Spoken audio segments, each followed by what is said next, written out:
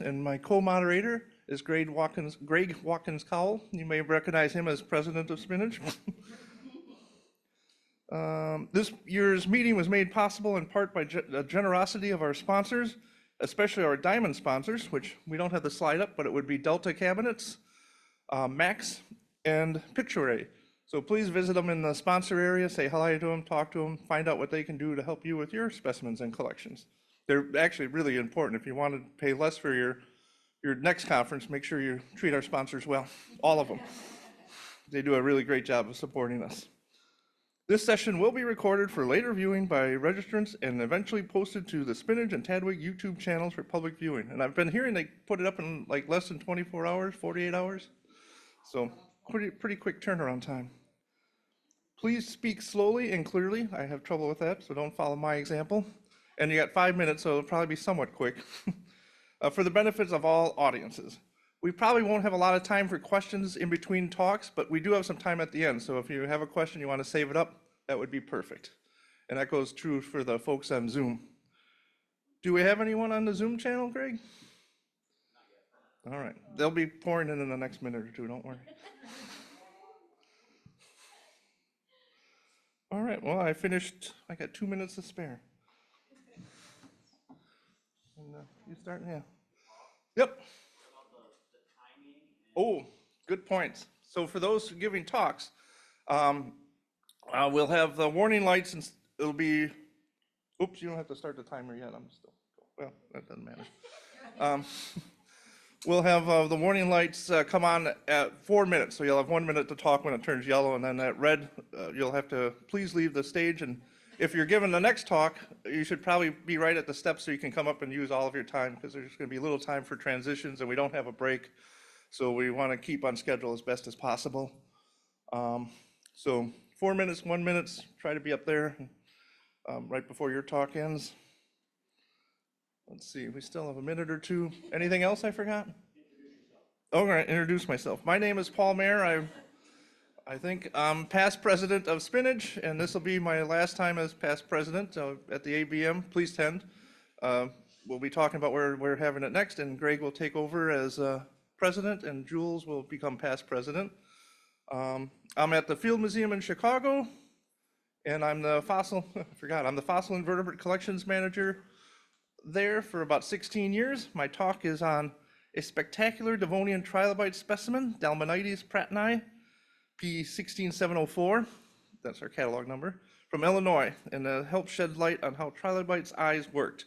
And I actually turned this into an extended specimen abstract, and now I have 6 slides and I'll never get through them all. So let's see. How do we? Mouse click? Okay.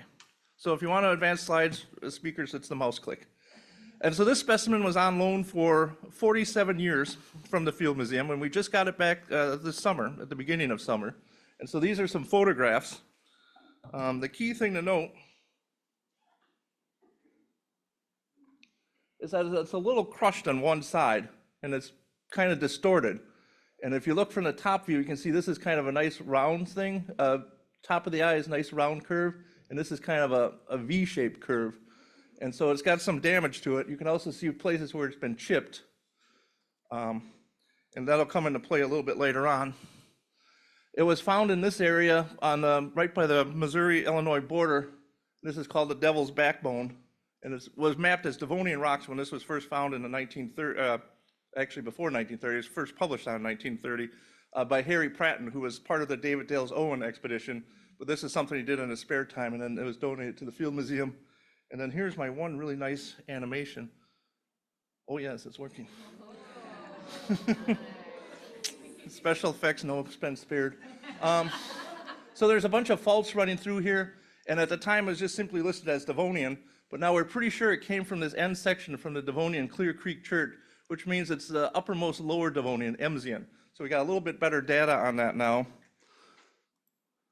And then, oh, here's that view of the specimen, and you can see the curved eye and then this kind of distorted eye. And what I wanted to do was count the number of lenses. It was listed that it probably had over 770 lenses.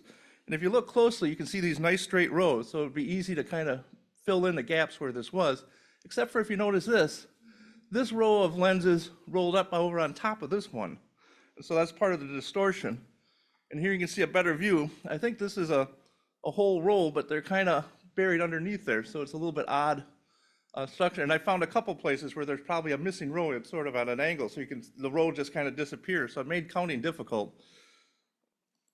And so what I did is just took a lot of pictures and put it into a drawing program and put circles, and the black circles are where I'm pretty sure there's a good lens. The red circles is just sort of where I'm following the pattern. And then the green ones I just kind of added because there's a row underneath, but then it disappears, and I just followed it through.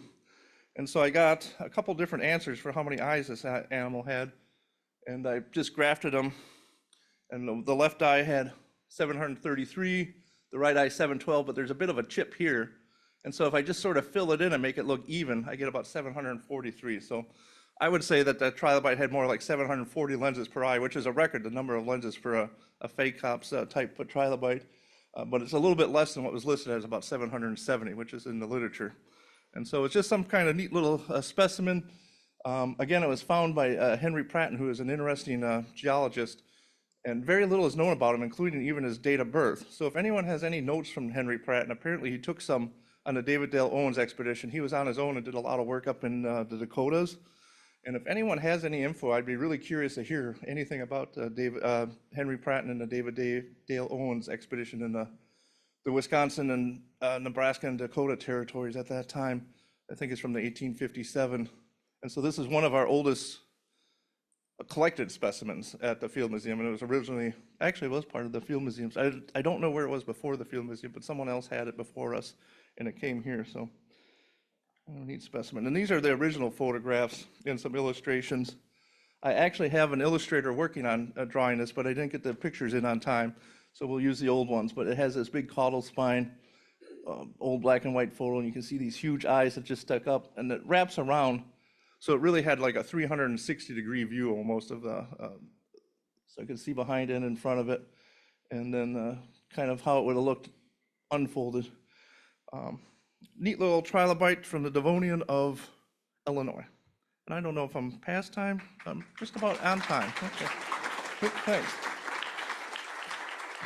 So keeping that, if the next person wants to come up, we'll. And I should know that, but I don't have my thing with me. Sorry. I thought it was later,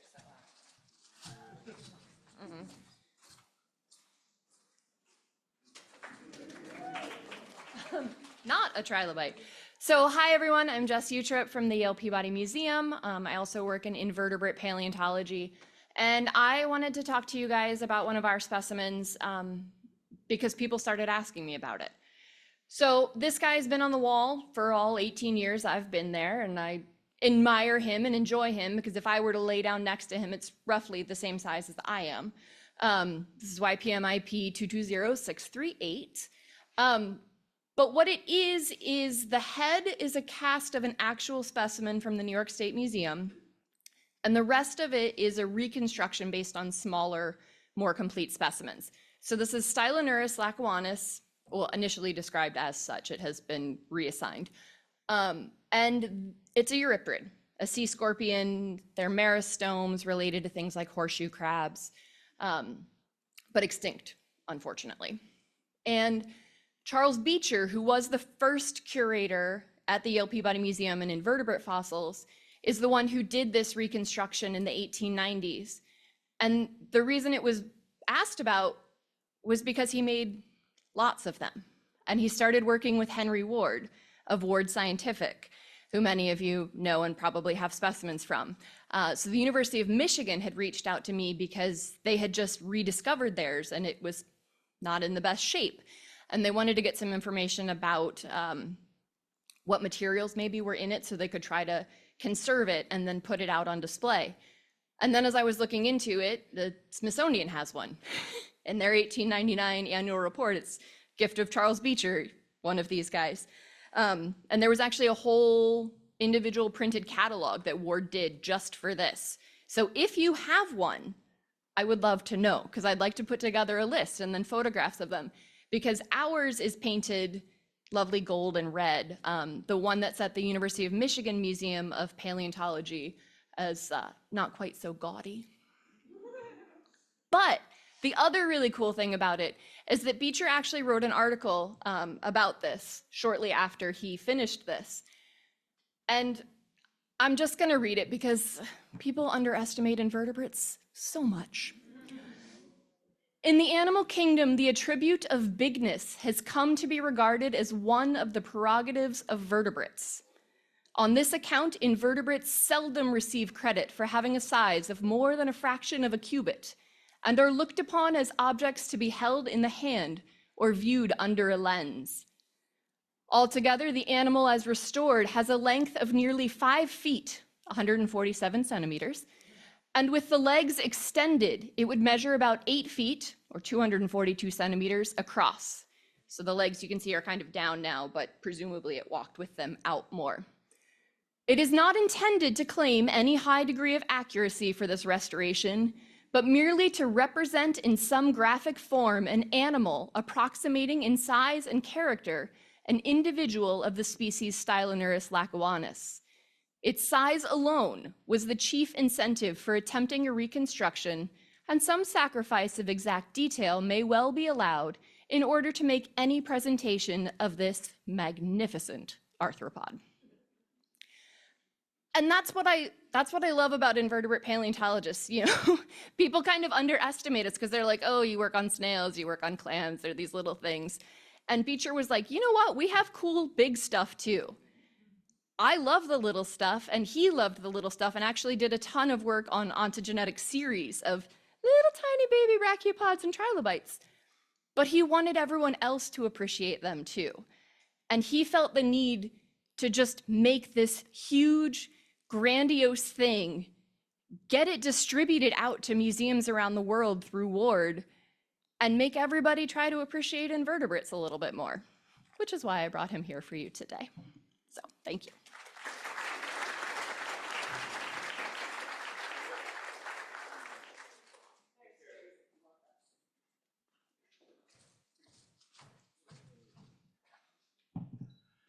So, good morning, everyone. I guess this talk, to borrow the words of the previous speaker, could be called "We got big, nice stuff too." So let's go on with the topic of giant invertebrates. I'm Victor. I'm from Münster Natural History Museum in Germany, and I'm going to talk to you about the largest ammonite in the world. And yeah, let's go on. Yes, the giant fossil, just for us to be clear, I'm talking about the guy on the right, not the one on the left. And as a proper German fossil should, it has a very easy to pronounce name, Parapuzosia sepenrandensis. I only gonna do it this once. It's from late Cretaceous, about 82 million years old, and it's like very similar, the same height as myself, but much wider.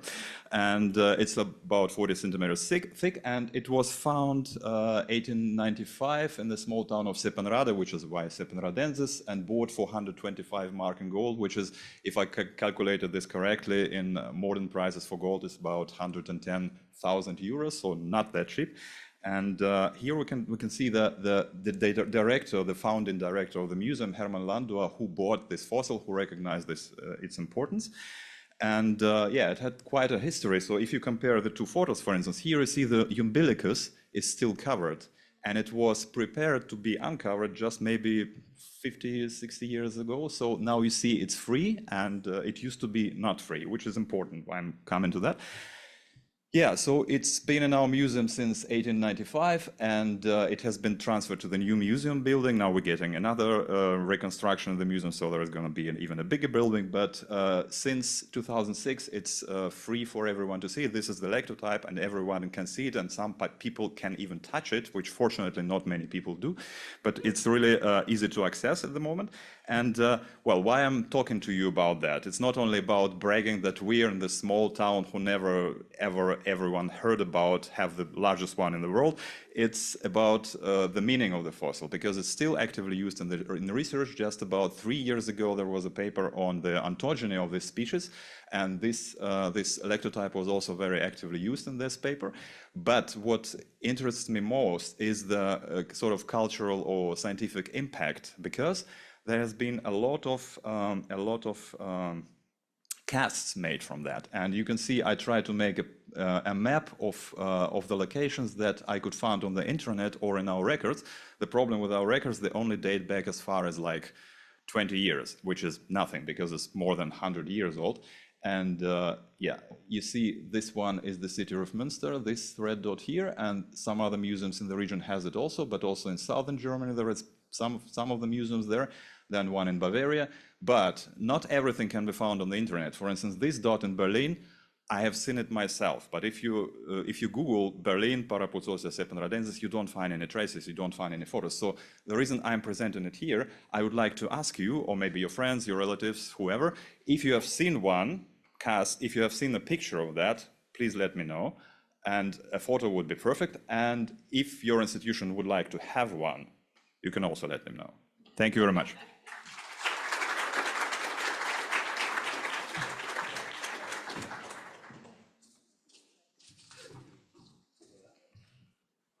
This is not me. I'm too bad. Was a really good try. Yeah. Hi, everyone. Sorry, we're going to be downsizing a little bit from large invertebrates to tiny invertebrates, but I guarantee you just as gorgeous as the large ones. So today in my talk, the spotlight will be landing on this beautiful mud arbor wasp, Salifron formicin. So Salifron formicin, the mud arbor wasp, is a solitary wasp. The female will build those little mud nests, usually one nest, one cell, one larvae, and these nests are used for breeding larvae. So they will store paralyzed spiders inside the nest for the larva to feed on, and once the larva develops into adults, it will then fly away, leave the nest empty and abandoned. And this is when it becomes a hub property, a shelter in an urban ecosystem. So in our research, we found that there's actually tons of native species that are utilizing associated with the use of these mud nests. So on the left-hand side, you can see there's all different modifications and constructions within the nest that are built by the tenants, we will call them. So here are some of the tenants, wasp tenants we discovered. And today, I'll be sharing with you 3 of my favorite stories about these tenants. So the first one, on the top, the poor corbronets. These corbronet wasps utilized an empty nest, but these poor guys, we found these cases that they happen to be parasitized by a new species of bee fly. And these bee fly would be chewing inside the larva. And you can see on the picture here on the left, the corbronet wasp would still be growing, turning to pupa, even made a pupal case, just on the verge of being successful. The bee fly comes out. Poor guy. And the next story, the bottom right, on my right, the flat-mate epipompulus. So remember we're talking about storing paralyzed spiders? Some of the spiders were already being parasitized or hosting parasitoids. So in this case, one of the spiders accidentally brought back already hosting a new species of spider wasp. So these 2 lovely wasps growing together in a single bedroom studio. And on the other hand, on the left-hand side, unlucky small-headed flies, same story, parasitized spiders accidentally brought back to the nest. Well, in this case, we found that most of the Salifron formicin inside the nest were already dead. So these small-headed flies have no ways of getting out. So these nests, these bedrooms, potential breeding cradle or shelter ended up being a death trap for them. And with that, sorry to end with a sad story, but thank you.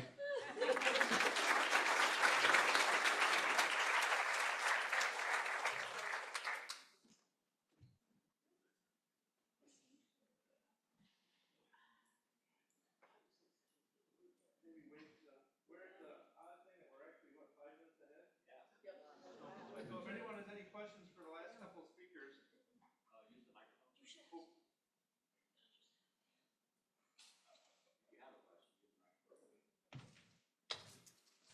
If anyone has a question, please use one of the microphones to ask of any of the speakers who have presented, or even if not. Is there anyone online with anything? Oh, go ahead. I have a question for the last speaker.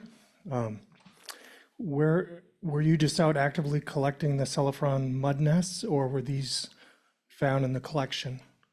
I was actively collecting the nest in all around the urban area in ACT, mostly the city area, underpasses, tunnels, back tunnels, such thing. We're collecting total more than 600 nests. That's how we discovered.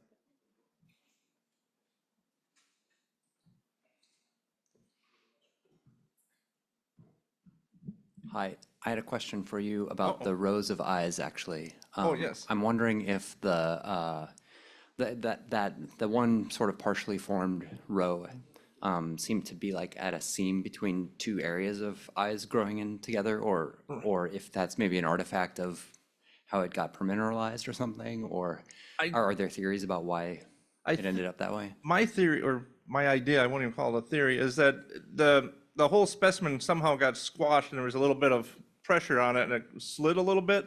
And so there's like a little micro fault. And the one eye, part of the specimen just rode up on top of the other one. And that's what it looks like. It looks like there's actually a three-dimensional difference there. At first I thought it might be how the eyes grew and they just grew in between, but I don't think that's true at all. So I think it's just a little slip and the one layer got above the other layer. And then I saw other places where I saw the same thing, but it was more at an angle. That one is just perfectly parallel to the row of eyes. The other places is at an angle, so you see the eyes down here and then the row just disappears. And so I think it's just that it got squashed and moved a little bit, the rock shifted or deformed, I guess that's the word I'm looking for. So we'll wait one more minute and we'll start a little bit early because I know we tend to run late and I'm surprised we're actually early. That's unusual.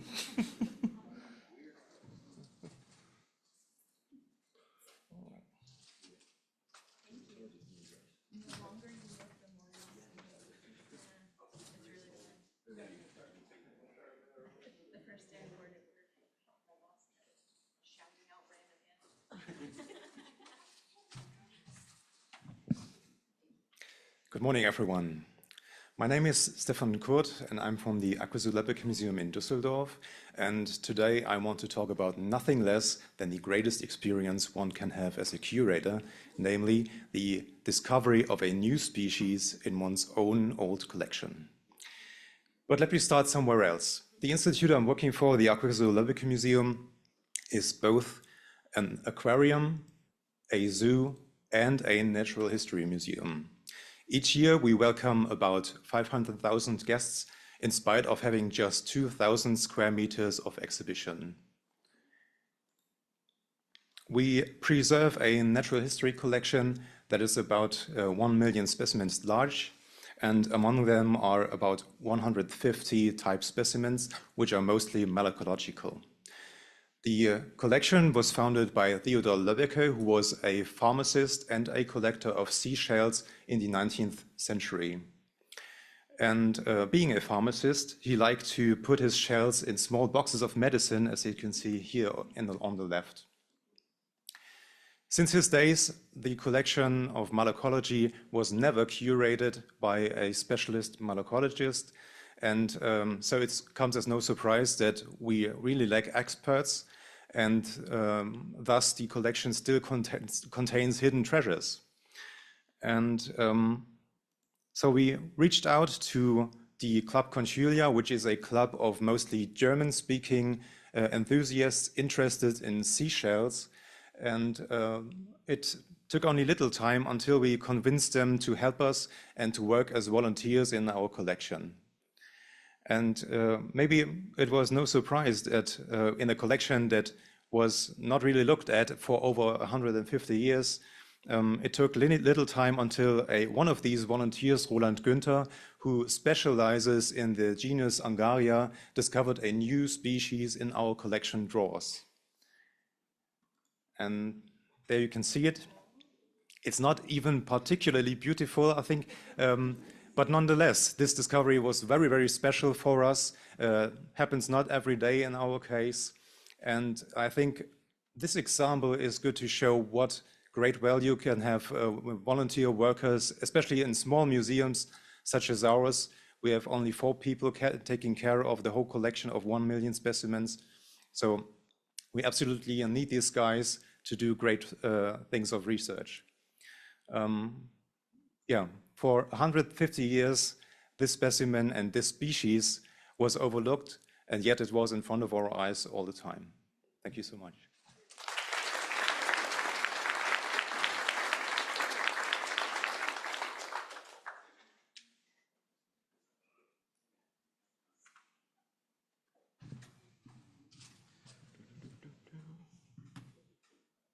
Okay. Ah, close. Almost enough room. Right. Okay, good morning all. My name is Mike Rutherford. I'm the Curator of Zoology and Anatomy for the Hunterian at the University of Glasgow. And today I'm going to be talking about the lizard with a double-ended tail. But is that all?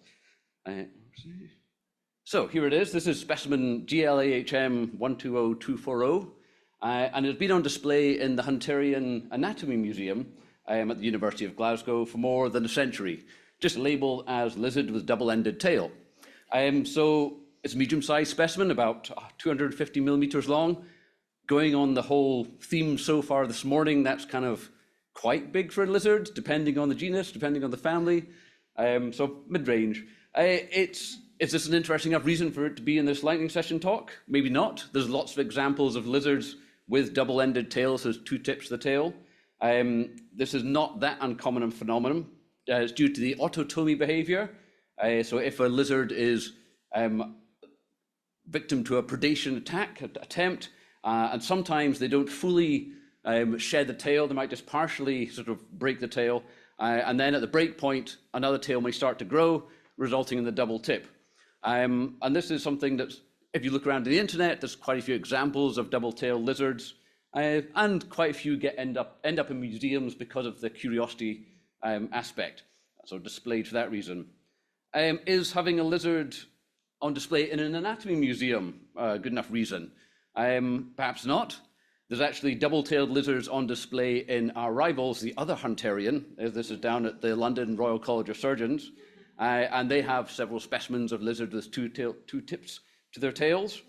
And it's quite common to actually have animal specimens alongside human remains in anatomy collections because of the trend for teaching comparative zoology, especially in the late 1800s, early 1900s. However, the real reason that I brought the specimen to the Spotlight talks is that I only recently identified it, or at least partly identified it, in a very serendipitous and timely way. I'd seen the lizard before when I was getting to know the anatomy collection, because I only started at the museum in 2021. But as it was displayed alongside other human remains, basically showing various malformations, I didn't pay much attention to it as a zoology specimen. But months later, when conducting a tour, we just have very occasional tours in the Anatomy Museum, a visitor pointed out a mistake on one of the specimens on that shelf. And so in closer look and trying to make sense of the catalogue error, I was sort of closer look at the lizard and realized it was very similar looking to one in our zoology collection that I'd just been studying earlier that week. And I realized this made it a member of a very particular special set of lizards. So this is where it gets interesting. This is an endemic genus, well, mostly endemic to Jamaica, called Celestis. And the specimen in the zoology collection I'd been studying was a Jamaican giant gallywasp, Celestis occidus. I actually spoke about this specimen at Spnhc 2023. And this genus and species has unfortunately been victim to many extinctions, largely because of loss of habitat, introduction of rats and mongoose predators in Jamaica. And so many of the gallywasp Celestis genus have disappeared from the island. And even worse, there are only few examples of these lizards in museum collections. As far as I could work out for Celestis occidus, there's about less than 30, and most of those specimens are in either Europe or USA. So finding a Celestis sitting on a shelf is really quite a nice moment. Further investigation of an old register written by Professor Alan Thompson, who was the head of anatomy in the mid-1800s, provided a very tantalizing clue to its provenance. He wrote, "Large lizard, ? The gallowasp from Jamaica, given me by Dr. Douglas McLagan in 1853, found in the swamps in the southwest part of the island, piebald colour much brighter during life, as stated by Dr. M's correspondent, Dr. McFarlane of Montego Bay." The only trouble is I'm slightly wary of connecting this record with the specimen because there's no mention of the double-tipped tail. But there aren't any other gallywasp specimens in the anatomy collection, so it's quite sort of likely. But anyway, so the finding of this gallywasp was timely because it meant that as an institution, the Hunterian had a second gallywasp, because the first giant gallywasp, the one in the zoology collection, had recently been offered to be repatriated back to Jamaica. And this was a way of building up relationships with other museums and part of our decolonization process we're going through. And the reason that I sort of suggested it for repatriation, because it was endemic, more than likely extinct, but mainly because at that time, there were no known specimens of this species in Jamaican institutions. And that repatriation actually went ahead in April 2024, when curators from Jamaica actually came across on a knowledge exchange visit, and we had a lovely week getting to know each other and checking out the collections, and then they went back home with the gallywasp.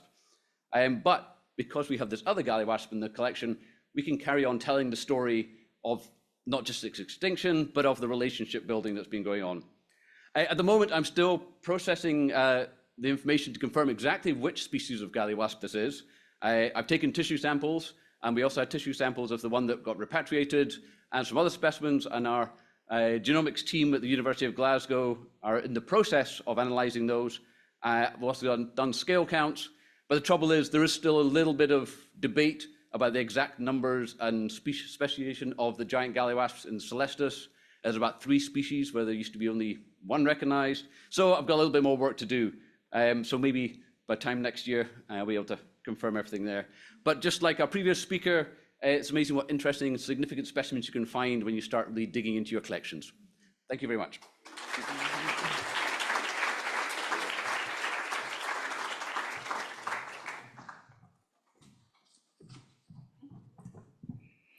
Good morning, everyone. My name is Lauren Vanami, and I'm a senior museum specialist at the American Museum of Natural History in the Department of Herpetology.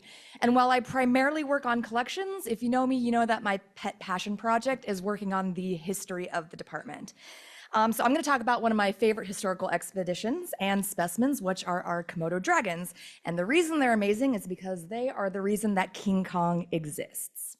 I've been wanting to do this talk for years, but I figured Japan was the perfect time to do a kaiju talk.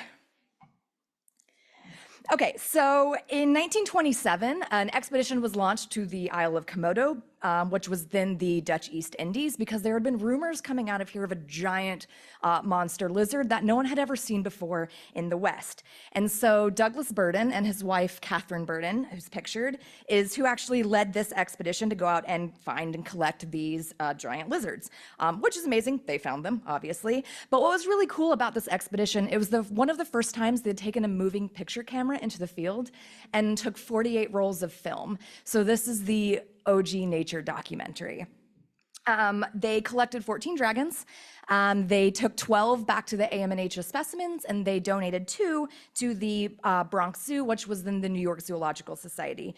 Unfortunately, even though they were so popular, I have newspaper articles, thousands of people rushed to the zoo to see these dragons because first time you've seen a monster in real life. Unfortunately, they died after a few months, and Burden is quoted as saying they died by civilization, which is interesting and will be brought up later. So after the expedition, Douglas, wrote a book, a very exaggerated and adventurous book on his field notes. In fact, his co-author was like, this is a little not what happened. And he was like, done. If you don't have a climax, you must furnish one. So take it with a grain of salt. And he also, made this film and passed this film around. They projected the film next to the diorama at the AMNH, and it was so popular they used to have to shut down the halls because too many people were trying to watch it. And it got passed around to clubs, including the Explorers Club, where fellow club member Marion Cooper, who is friends with Douglas, saw this film. And if you know your film history, you know that Marion Cooper is the creator and director of King Kong. So Cooper was obsessed with this film footage. And based King Kong off of it. And up until now, this had all sort of been rumor. We have always been told this, but I couldn't find anything. Y'all, I found the receipts. After going through tons of archives, finally at BYU, I found a letter from Cooper to Burden. Cooper was going through a copyright fight with the movie production company that said he did not create King Kong, and he was like, I did. And he wrote a really detailed letter to Burden explaining how and why it was based off of him. So everything matches, right? The characters from the film are based off of the team. Burden is Driscoll, Catherine is Fay Ray. He was really obsessed with the way Burden called them King of Komodo. He thought that hard K sound was really cool, so he named it King Kong. They have almost matching shots. So if you watch the 33 film, it really matches the shots from the documentary. And of course, civilization is what killed the beast. And the end of King Kong. So King Kong fans, you are welcome. My dragons are the reason that movie exists. And it's the biggest lizard, so medium-sized people. There you go. I encourage you guys to scan the QR code. That will show 6 minutes of the 12-minute documentary from our library. Up until now, I cannot find the film rolls. There are 47 missing film rolls. If anyone has heard anything about where these archives have ended up, I would love to get my hands on the original footage. I cannot find them. And I also have my coworker painted a really adorable sticker of Komodo dragons climbing and taking out the Empire State Building. So if you want a sweet vinyl sticker, come find me after the talk and I'll give you one. So yeah, there it is. Oh, and there's me, of course, with one of our dragons. Thank you.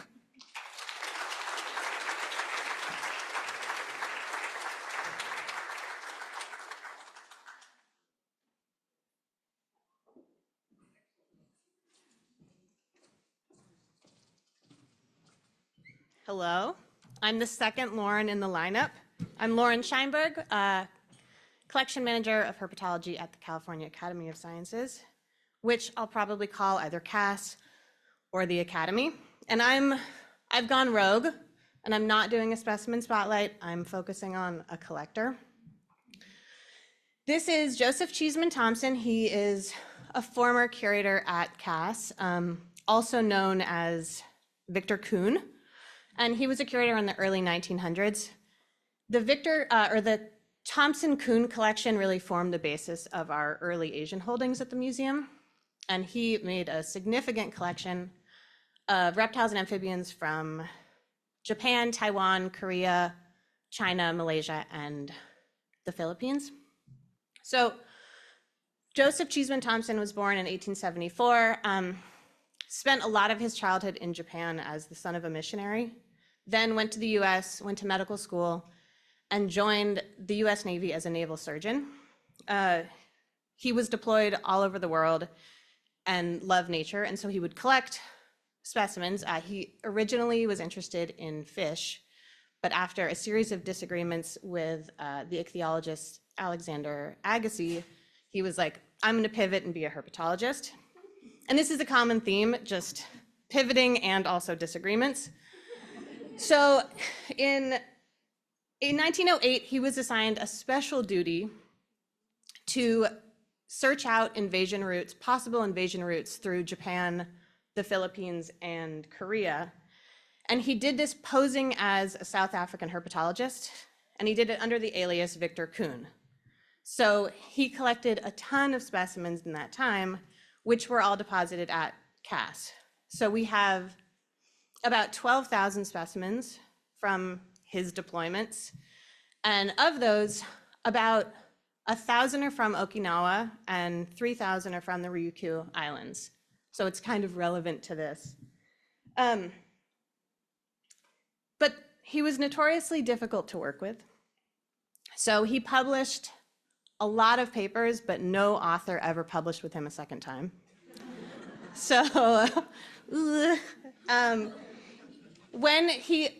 since he was on his deployments, all of his collections were at CAS, and the existing curator was using his collections to describe new species. This is John Vandenberg.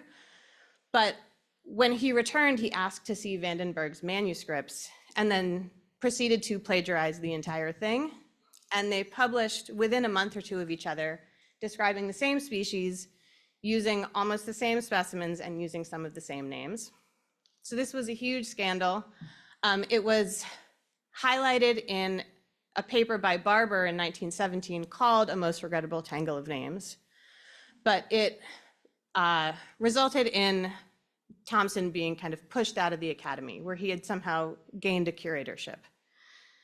After he left the academy, he pivoted once again. He still worked on snakes in his own time, but then he decided to work on Freudian psychoanalysis and anthropology. And his His correspondence with Freud is now housed in the US Library of Congress, where he calls himself Joe Tom Son. He was a man who liked aliases.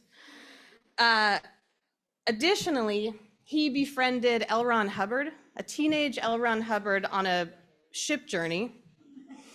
And L. Ron Hubbard said about him that his friends called him Snake and his enemies called him crazy. He had lots of both. But he was considered a great man in Hubbard's mind and was acknowledged in Hubbard's work, Dianetics, which became kind of the foundation of Scientology, the religion. And so finally, in the weird world of Joseph Cheeseman Thompson, he was an established cat fancier. He had a cattery in San Francisco called Mao Tien, or Cat Heaven, where he bred Siamese cats. He had 45 cats that lived on a diet of lean meat, liver, grass, and fish. And he was also the first person to introduce the Burmese cat to the West, where they were recognized as an established breed by the Cat Fanciers Association. That's a Burmese cat over there. And he died in 1943 of a heart attack and left $10,000 to his favorite cat, White Devil Cat. So that's Joseph Cheeseman Thompson.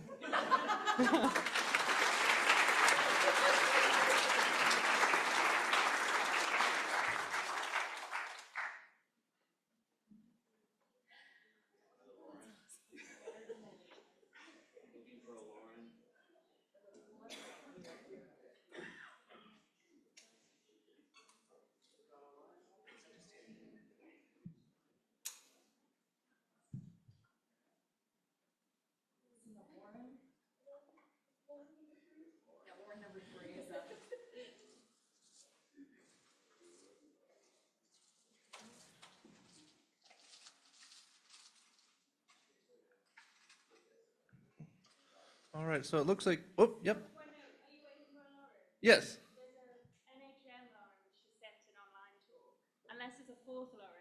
Is there one from online? What?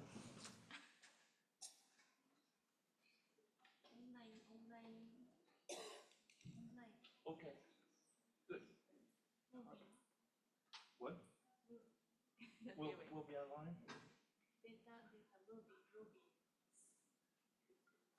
Do you have it? Can you play it? Yes.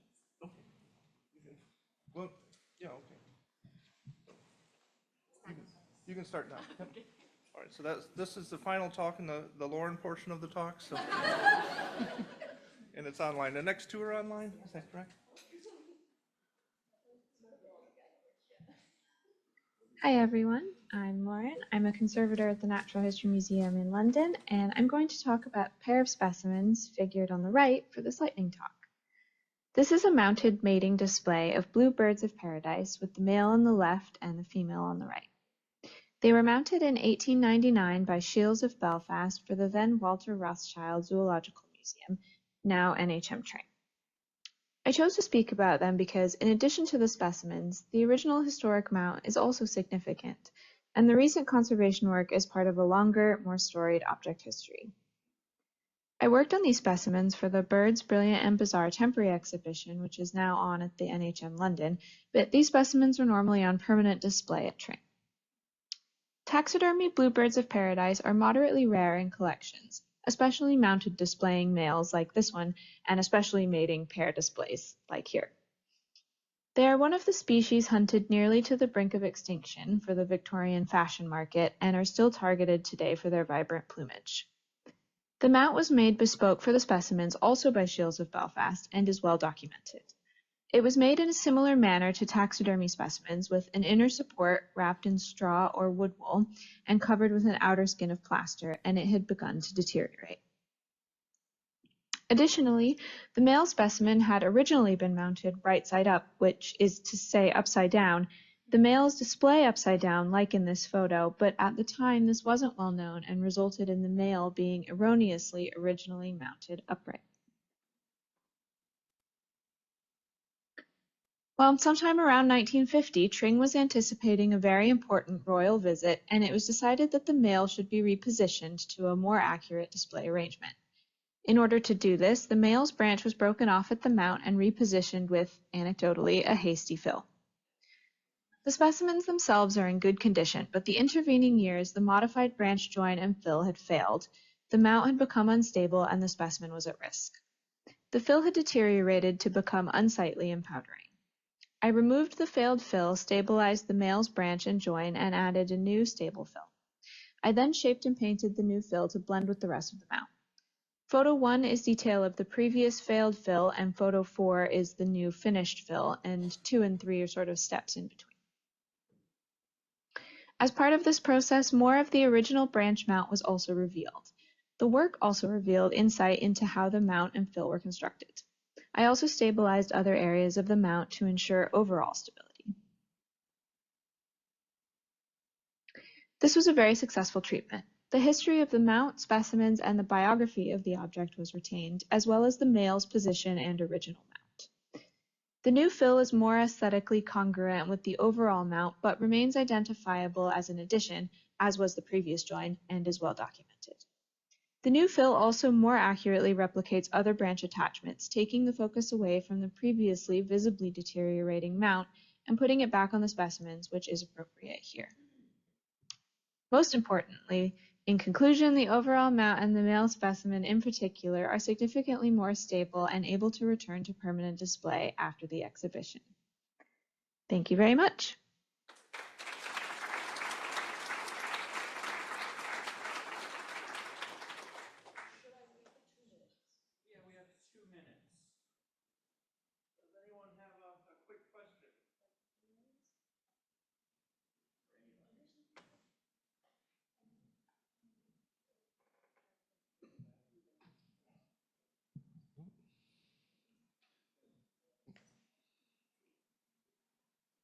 All right, so thank you to all the speakers who have been right on time. It's extraordinary and unprecedented, really.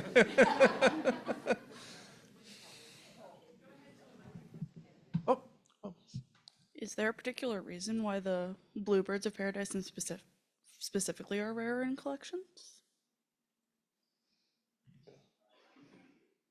the,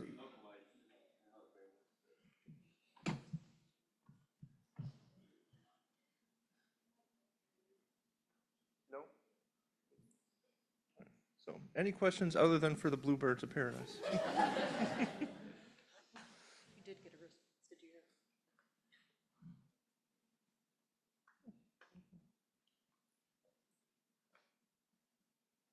You can probably.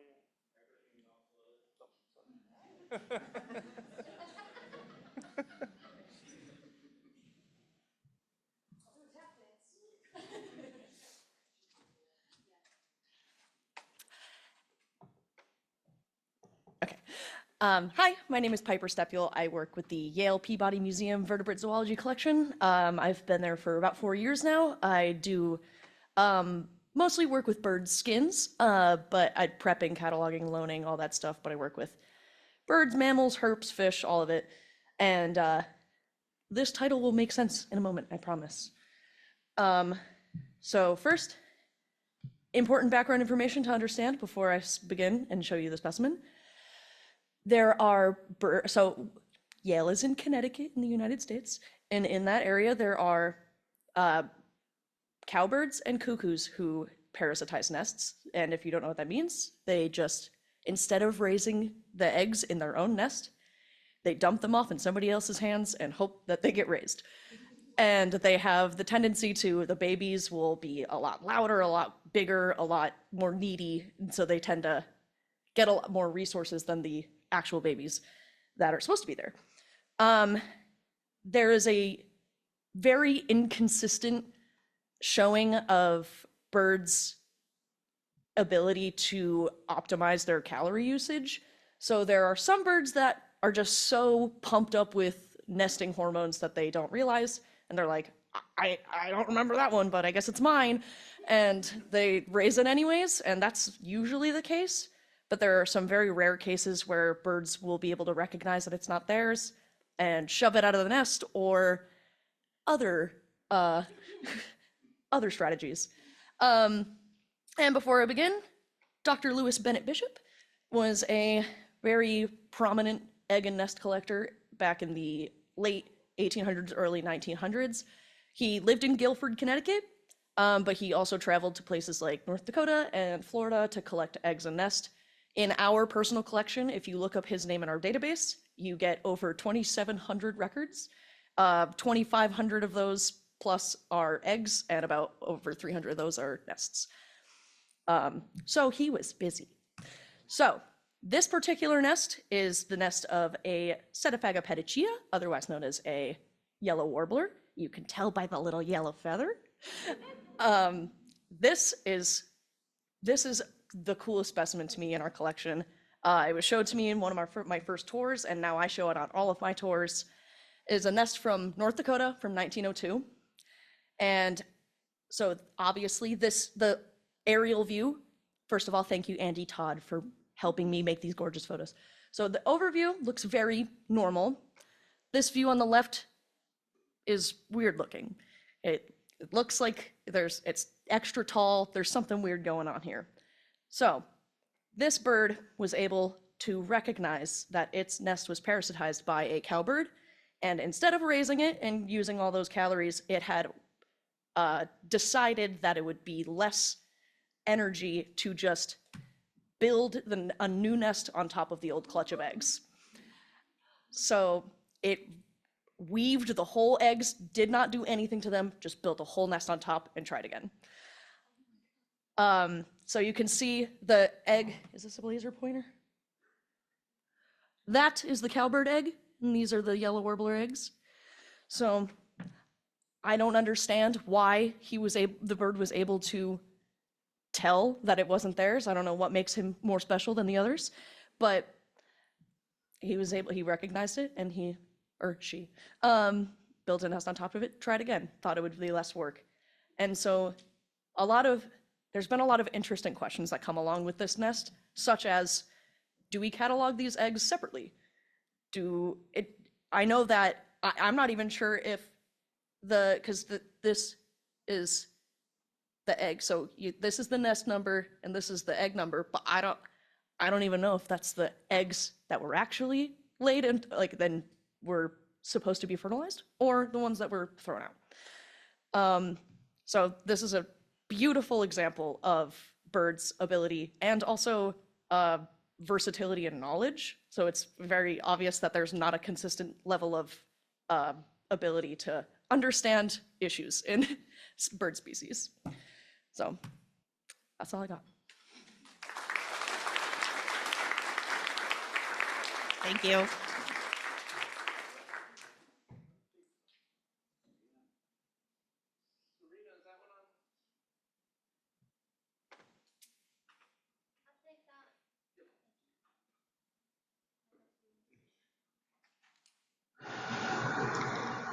Hi everyone, my name is Serena Brady and I am the collection manager for the section of birds at the Carnegie Museum of Natural History.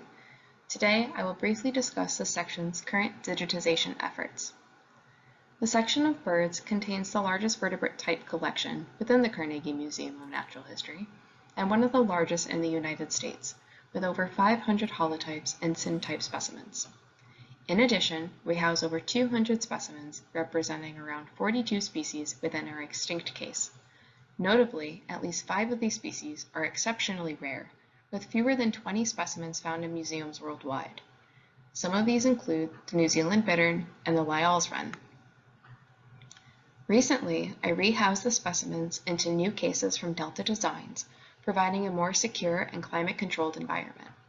I have also attained a new digitization station to capture high-resolution photographs of these irreplaceable birds. Their specimen data is available online through VertNet, iDigBio, and GBIF. To help me understand particular equipment and photo processing needs for this sort of project, I pulled a few other collections that are currently or have recently digitized their bird specimens. I also use various resources like the Spinach Wiki and slides from various iDigBio workshops. Our digitization station setup is quite simple. It is a Canon SLR camera connected to a desktop PC where I can control the remote shooting. Additionally, the PC runs the Canon utility software and Digital Photo Professional 4, where I can name, organize, and edit the photos. I generally use two lenses, a 100mm macro lens for anything smaller than a northern flicker, around 11 to 11.5 inches in length, and a 50mm lens for everything else. However, I've also used a 24 to 105mm zoom lens, and that seems to work as well. I take an average of 3 photos per specimen. The first is the ventral or the belly side, and then I try to take the right side, but I will take the left if the right is really not cooperating. And then I take the third photo, which is the dorsal or the back part of the bird. I also check to make sure the specimen tag is legible in all of the photos and to capture the front and the back of the tag. I will take additional photos of the specimen if there are multiple tags or if the tag is difficult to position and it's obscuring the feet or other features. I save 3 file types, the raw CR2 file, a JPEG, and a TIFF. Overall, I think the digitization is going well. Other than some lighting difficulties, the process has been going smoothly. On the left, we have the New Zealand bittern, which is specimen 1 of 2 in the world. The other is the holotype. And an image of Lyall's wren, a flightless songbird endemic to the small island off the coast of New Zealand, whose species was driven to extinction due to introduced cats. Although the photos are not currently publicly available, I aim to publish them and link them to the specimen records. My next step is to image the types and syntypes, and then move on to eggs and nests. So if anyone has any helpful tips, like how not to have specimens roll about, I would appreciate it. These photographs enhance the collection's digital record and increase its visibility, eventually making it more accessible for researchers. Thank you for your time. If you have any questions or helpful hints, please feel free to email me. Thank you.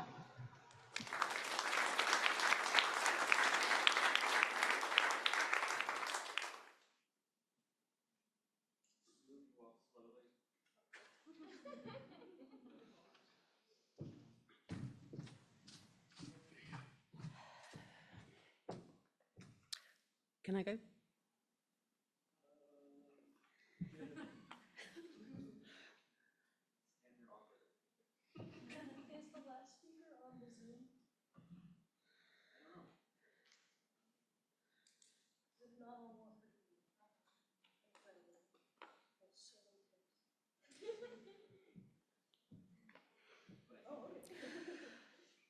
Okay, my name's Suzanne Ryder. I work at the Natural History Museum in London as a principal curator within entomology, looking after Hymenoptera and the historic collections of entomology.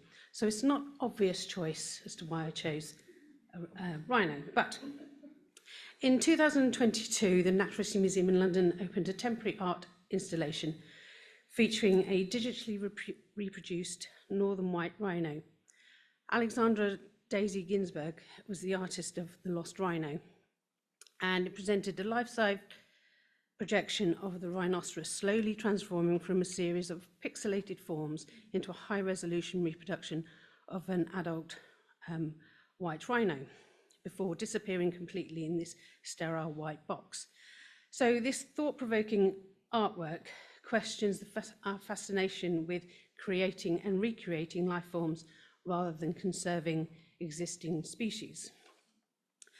So Ginsberg is highlighting the current groundbreaking conservation research surrounding the last surviving northern white rhino, where eggs and semen were collected from the last surviving members of the species in an effort to implant embryos into closely related species.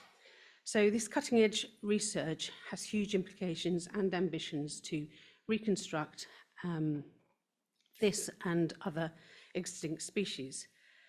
So this is pioneering research, but Ginsberg is asking the question, just because we could, should we?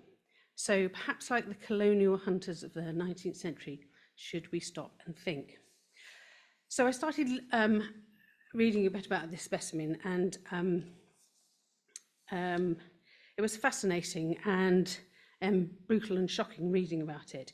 It was collected in Zimbabwe in 1892 by a man called Corridon. he accepted a commission from Lionel Walter Rothschild to collect species of fauna and flora in the area. And he captured 2 white rhinoceros. One was sent back to the Natural History Museum in London and in Kensington, and the other to the Rothschild Museum in Tring. And the account published by Corridon is pretty awful. It contains colonial racist statements, and it strikes me to hold parallels with the message that Ginsberg is calling out to attention. And in the narrative, there's a clear awareness of the hunting and the poaching, the impact it's having on the rhino and the inevitable extinction. But Corridon's reasoning is that if they weren't hunting and sending them back to Europe for research and display, the natives would just hunt them for meat and the price of their horn. So with this artwork, within the exhibition, there were some specimens brought out. And so we had some manuscripts, some artwork, and 1 full-sized adult white rhino. So as you know, within any exhibition space, that takes a whole army of people to get something together. So we had the exhibition staff, the design team, the press, the conservation, and of course the curators, and even engineers, just to make a bespoke frame so we could just physically move this thing around the site. So for my very small part in this process, I was the IPM coordinator for the museum for about 10 years. And as part of that, one of our greatest achievements was securing funding and support for a state-of-the-art quarantine facility, which opened in 2012. And I distinctly remember a surreal conversation, which you often have in natural history museums, sitting around a table with architects saying, how big do we want the big freezer to be? And so we were talking about different antelopes or a zebra or whatever, because we basically decided we couldn't accommodate absolutely every specimen, but we wanted to accommodate as many as possible. And so we wanted to see what was the ideal size.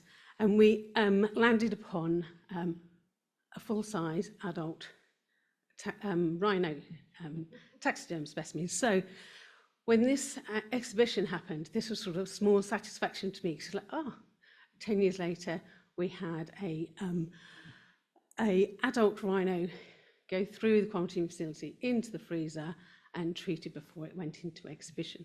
So that's why I chose this specimen. Thank you.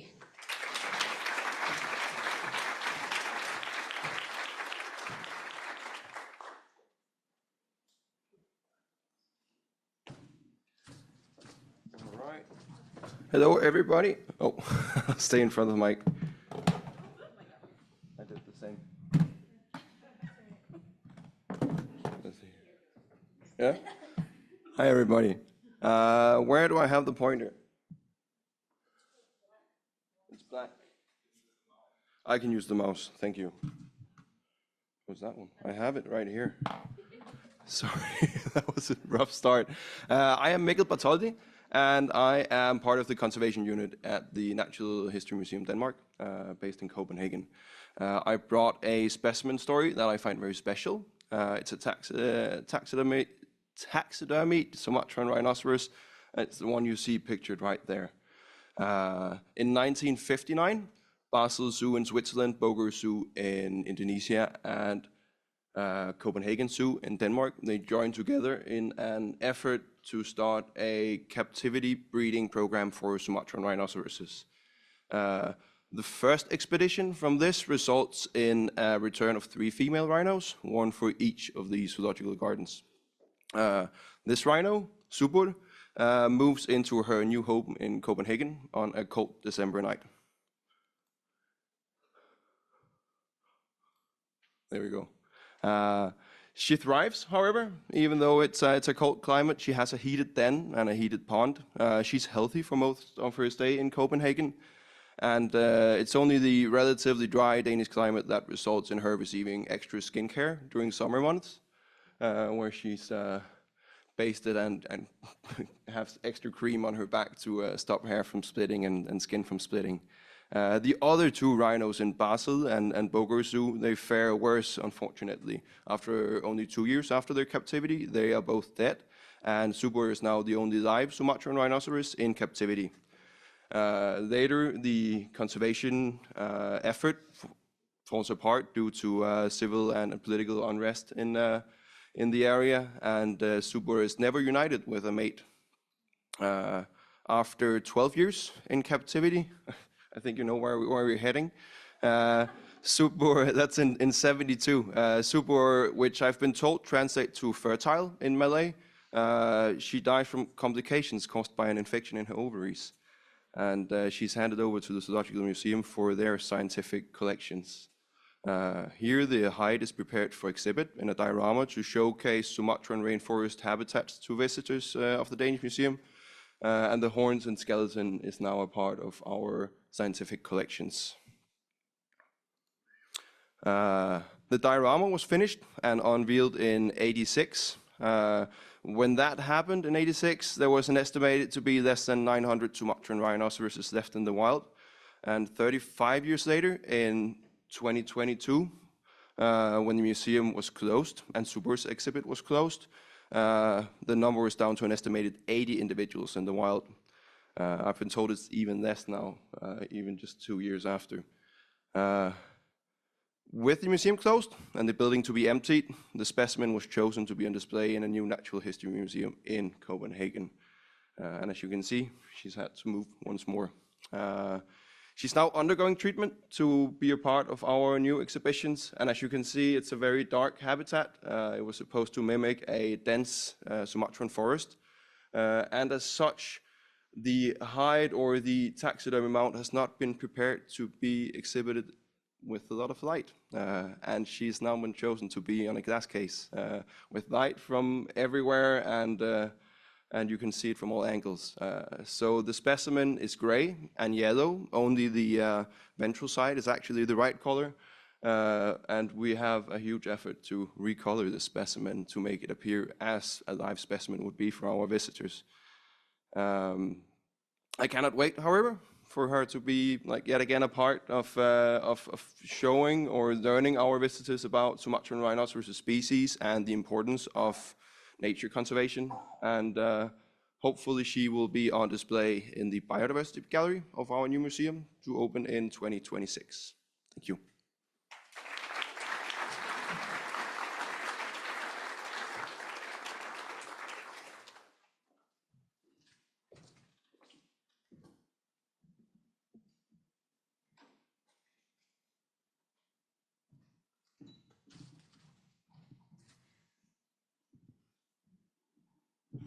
Sorry, give me a second to adjust this. And it's fine, it's totally fine. Okay, then how to switch the slide. Okay. Okay, cool. So may I start now? Okay, good morning, everyone. My name is Shen Hong, and I'm from the Master Program of Evolution, Ecology, and Systematic at LNU University of Munich. And now I'm also preparing specimen for the section of mammalogy at the Bavaria State Collection of Zoology, or in short, ZSM. And ZSM is not open to the public. It's a pure research institute. So today, and since I'm the student assistant there, so I have the chance to see some cool collections, specimen in our collections. So today I want to introduce this special series collection in our museum, the Spitz monkey. And the photo there, you can see they are the Spitz monkey. And actually, they are not really well prepared. Like you can see some of them are in weird posture like this, or some of them are even bald. Then you might wonder why I want to talk about them.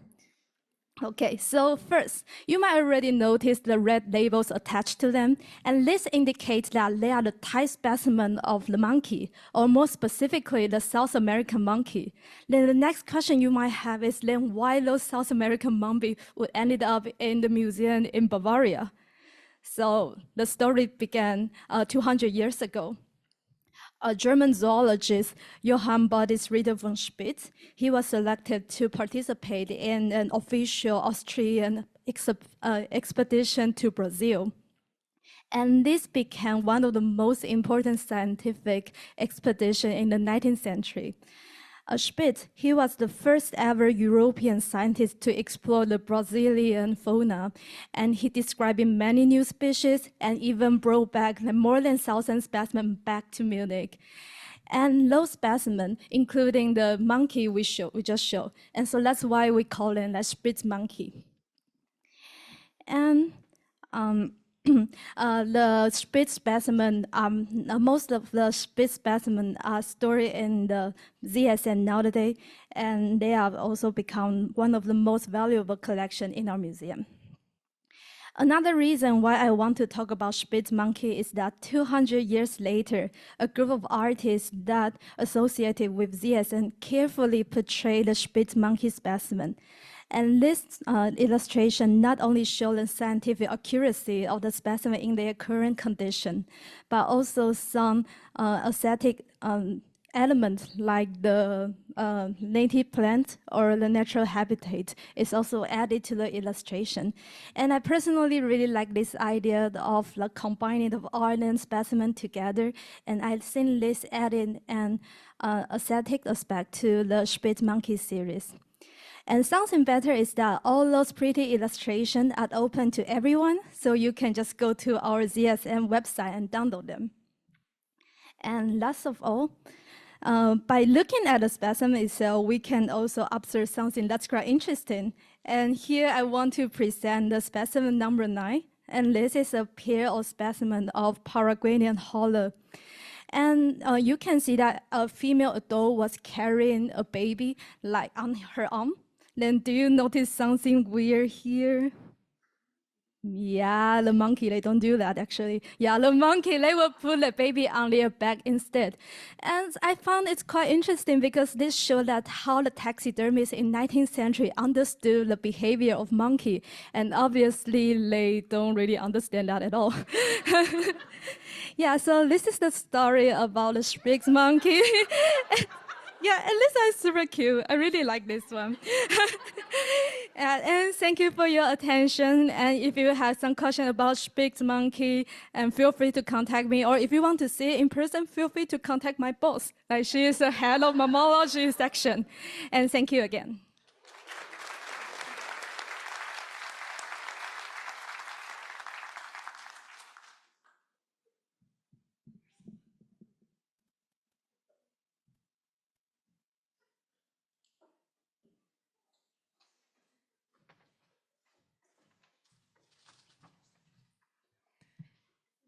Good morning, everyone. Well, this is a complete different picture from the previous one. That's the advantage of working with bones instead of the taxidermy. My name is Martha Velez, and I work at the California Academy of Sciences as a curatorial assistant in the Department of Ornithology and Mammalogy. And today I'm presenting the Life After Death, the value of zoo animals in museum collections. So this is one of my favorite specimens in the collection for many different reasons. One is because I had the honor to prepare it for the collection, and the number is CASMAM 34276. And second is because giraffes are one of my favorite specimens. And I met this specimen or this animal alive back in 2013 when I was visiting the San Francisco Zoo. Giraffe Camelopardalis reticulata has the status of endangered by the IUCN. And this specimen was born in captivity in Albuquerque Botanical Garden in June 2002 and died by the age of 18 in July 2020. How do I, oh, here we go. So here at the bottom, you see, this is my son when he was 1.5 years, when we were visiting the zoo, and we have the pleasure to meet this amazing specimen, and I recognize him because of the pattern of on the neck. He was a beloved giraffe by all the staff at the San Francisco Zoo, and he was even in the news, and I was an ambassador for his species at the zoo, beloved for all, all ages. When he died, It was so special for the staff at the zoo that at the time of the necropsy, they didn't open the skull. That normally is a normal procedure for the necropsy. So that's also make it special and beautiful for the collection. So what I want to bring for this presentation is what happened when a captive animal died at the zoo. It's still, the value of this specimen is still present for the museum collections. So the Academy has around 600 specimens from the San Francisco Zoo, and that started with one associated research back in the 1960s and until 1990s, that he received and prepared about 500 specimens for the collection. Today, we're still partnership with different institutions like the California Department of Fish and Wildlife, the Animal Care and Control, Wild Care Center in San Rafael, so many other institutions that we receive specimens and that help us to build a collection.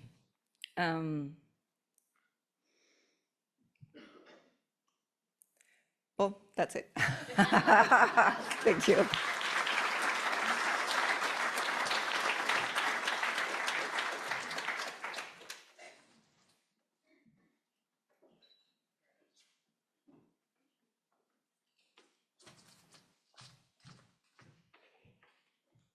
Hi, I'm Hannah Merchant. I'm a curatorial assistant at the Harvard University Herbaria in Cambridge, Mass, United States. We're one of the top 10 largest herbaria in the world, and we hold close to 6 million specimens. But today I'm spotlighting this tiny little guy. It's a really unique fossil specimen we have in our collections that is 3 things in one. It is botanical, entomological, and mineralogical. So this specimen is a piece of Dominican amber, which contains a fossilized insect that was parasitized by a fungus. The piece of amber itself is really small. It's about 1 centimeter. The insect is around 2 to 3 millimeters long, and the fungus is less than 250 micrometers. The organisms inside the amber were studied and described through microscopic X-ray imaging. So that's like virtually dissecting a specimen without needing to do destructive sampling or to destroy it. The collection's a type specimen for both the fungus and the entomological taxa. It's a holotype for the fungus, and it's a paratype for the insect. Electri is the Latin word for amber, so that's where the fungal epithet comes from. The fungus is a member of the Labobeniales order. They're biotrophic parasites that require a living host for survival. It's not a necrotroph like the infamous cordyceps fungi from The Last of Us that kill their hosts and feed off the corpse. Labobeniales are associated with arthropods. They have a strong host specificity, so there's usually a 1-to-1 relationship between the parasite and the host species. And the fungus and the insect species in this case seem to have co-evolved with each other since at least the Miocene era. So considering how small this specimen is, there's kind of a crazy amount of packaging involved in its storage. The amber is first wrapped in archival tissue, so it just looks like a little Hall's cough drop. It's then stored inside a polypropylene bag, which goes inside the sort of specimen packet we use for most cryptogams at the Farlow Herbarium of Harvard University Herbaria. So the HUH Botany Library stores this specimen with our other amber and amberoid collections. And when a specimen contains multiple organisms in a single physical preparation, we call this a mixed collection. And that requires some decisions about how best to curate and to digitize the specimen. So because the specimen was deposited in the Farlow Herbarium, our cryptogamic herbarium, the database record in our version of Specify uses the fungal taxon for identification. Information about the insect is entered into the host field, and the amber actually counts as the habitat for the fungus in this case. All right, short and sweet. Thank you for listening. I get really excited talking about this specimen because it's so different from anything else we have, and I just like how interdisciplinary it is. I've linked to the article where the names are published and where the methodology is discussed more in depth if anyone is interested. And I'm just extremely grateful to Jenny Brown, the collections manager of the glass flowers at Harvard, who helped me image the specimen and did her Photoshop magic to make it look so good. All right, thank you.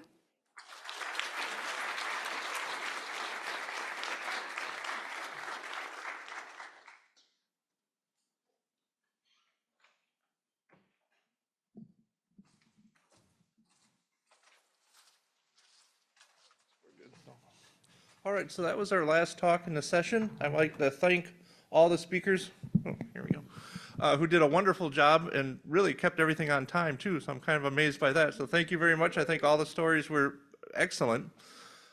We got time, the next, the coffee break, the tea break is at 10:30, and so we got time for some questions, discussions. Anyone with a question or approach a microphone and ask away to any of our speakers? Yes. I just have a question for Lizard Lauren. Can I have a sticker?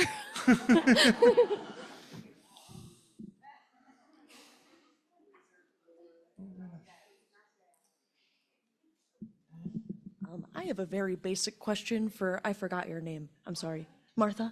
What's a typical lifespan of a giraffe? Yeah. Okay, so is that kind of a young death? It's pretty good. All right, just curious.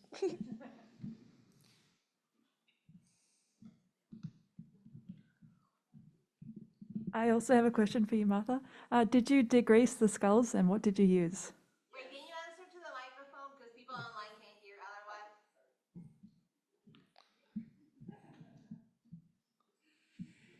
Yeah, so the preparation method that I use is maceration. As you know, like you put the specimen in water and basically the bacteria that generates like degrades all the meat from the skull.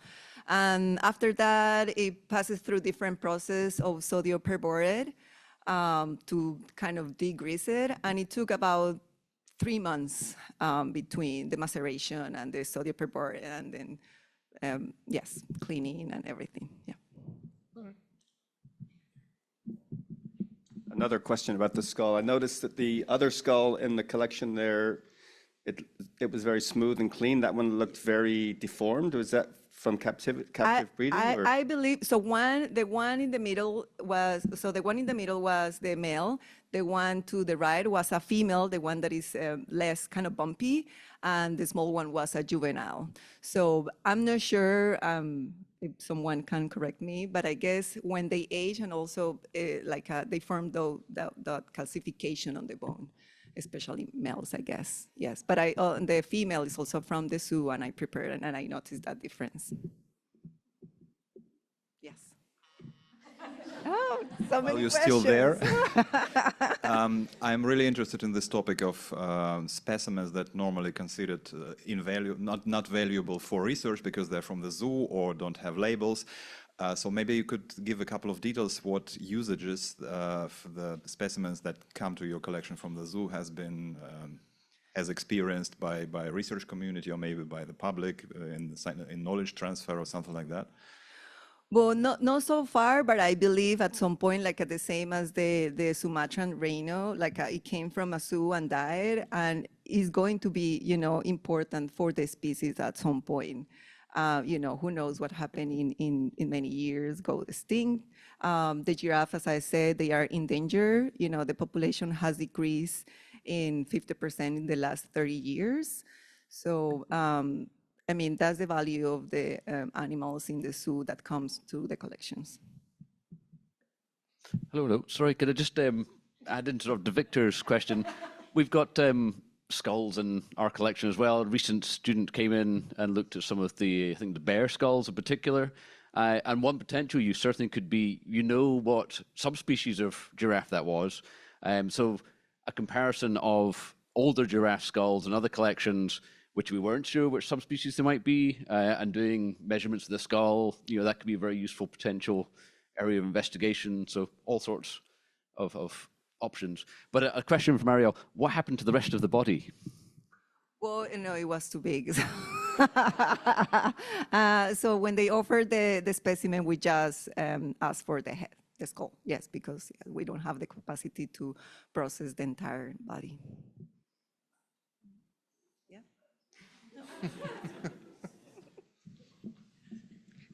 So this is a question for any collections people who, and Greg, I'm looking at you too, who get animals from the zoo. I know zoos are very good at tracking parentage of animals born in captivity, Is that something that then follows the specimen when it comes into the collection so that, you know, kind of that like initial genetic diversity is preserved?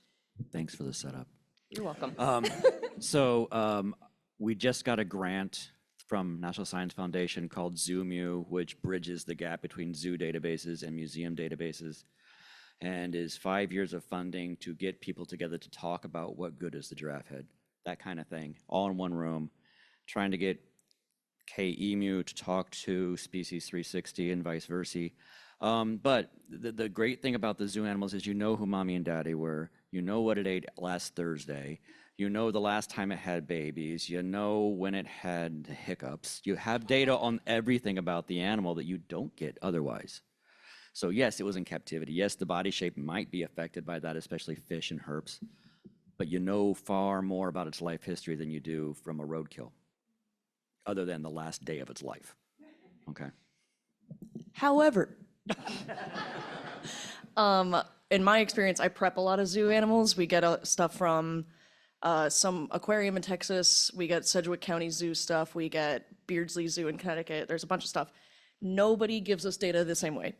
Sedgwick County Zoo is the best at giving us data. They have history, but even they, like for example, we get a lot of birds that are wild caught, but they don't say where it's from.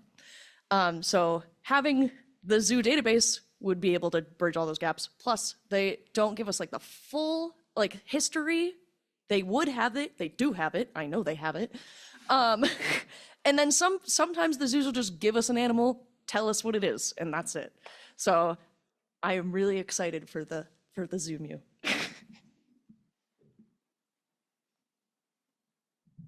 Hi. I'm going to just put a plug in. I'm giving a talk later on captive orangutans that relate very much to some of the questions you have about the use and value of captive animals and having provenance data. So that's sometime this afternoon with El Presidente here. So. And I just have another anecdote about zoo animal uses and Komodo dragons.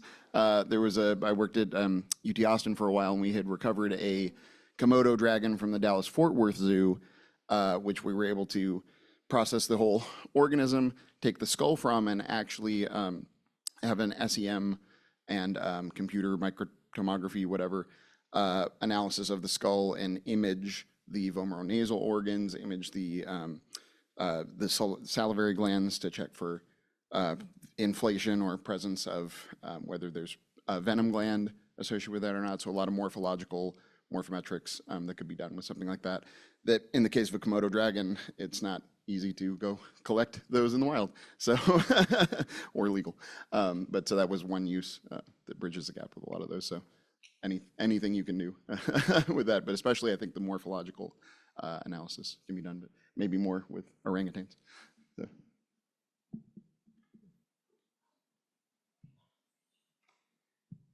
I just want to add like one more thing to all of that. When I was an undergrad, I would volunteer with the Natural History Collections at Randolph College in Lynchburg, Virginia, and I prepped a lot of bird study skins that were given to us from a Smithsonian bird strike project where like birds that had died would be collected and then sent to us to prep.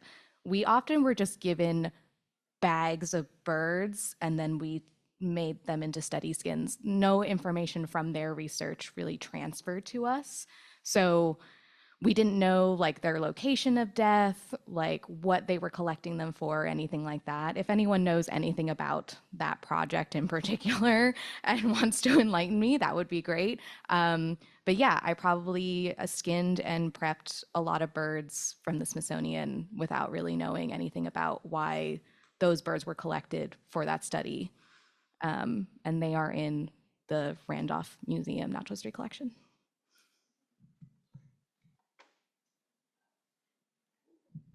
I can answer that question on a very, very, very high level, just because I'm familiar with the project. A lot of the things that come in through the forensic bird lab are not able to be released for public information. So that's probably why they didn't provide very much information.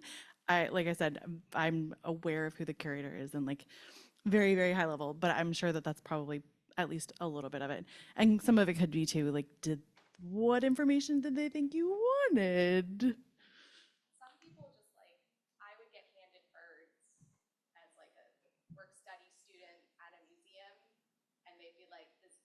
my yard, and then we would just make a steady skin. So sometimes that's also the case where someone just gave the bird. Should I repeat that? Or no, you go. Well, I was going to say too, in relation to my talk, I actually had a huge issue tracking down some of the data because they were so popular. Of course, it's the Komodo dragons from the zoo. They were amazing, but no one wrote down anything, including the zoo. I anecdotally know that they died and came back to the museum, and it's most likely the 2 zoo specimens are 2 of the 3 in the diorama. Nobody wrote anything down because they're like, well, no one's ever seen one before. It's obviously that one, but 100 years down the line, nobody has any real information. And a lot of our zoo specimens, they aren't even recorded as zoo. It's just no data. And you assume that it might be a zoo specimen. But, you know, the New York Zoological Society's been open for 150 years. And 150 years ago, no one thought to note it was a zoo specimen. It's just some no data thing that they brought in. So in those really old collections, we often don't know either that it's zoo, other than we can guess it's no data.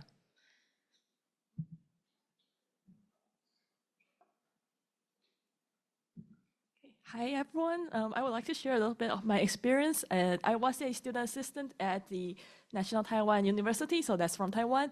And we have this past experience to work with news. What we did is we tried to have preparators, that's me and my classmates, to go directly to do necropsy with the new vets. So then we can have all the recordings and there are keepers aside, so we can ask all the information we wanted and to keep the connections also by not only new specimens, but also like roadkills or bird collections and from the community scientists. So then we keep connect with them and we find probably everything and we try to record them.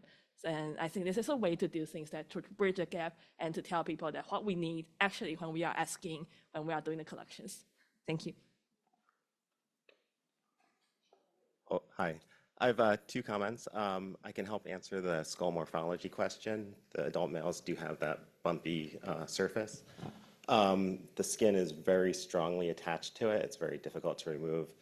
Oftentimes you just have to cut around it and then get rid of that material later on.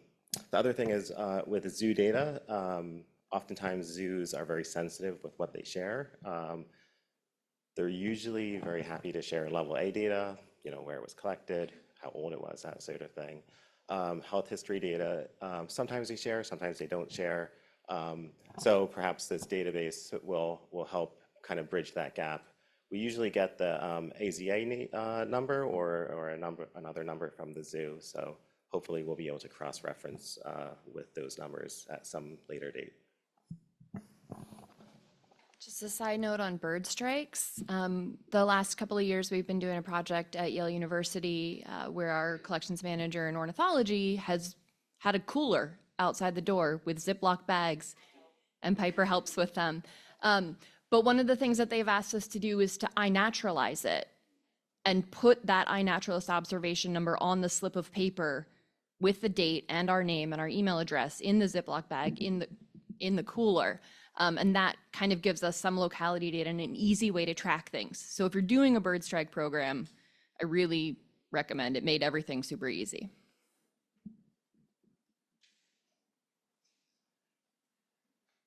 All right. Well, we're just about at the tea break, so thank you for all the discussion. Thank everyone for attending, and especially thank you all of our speakers.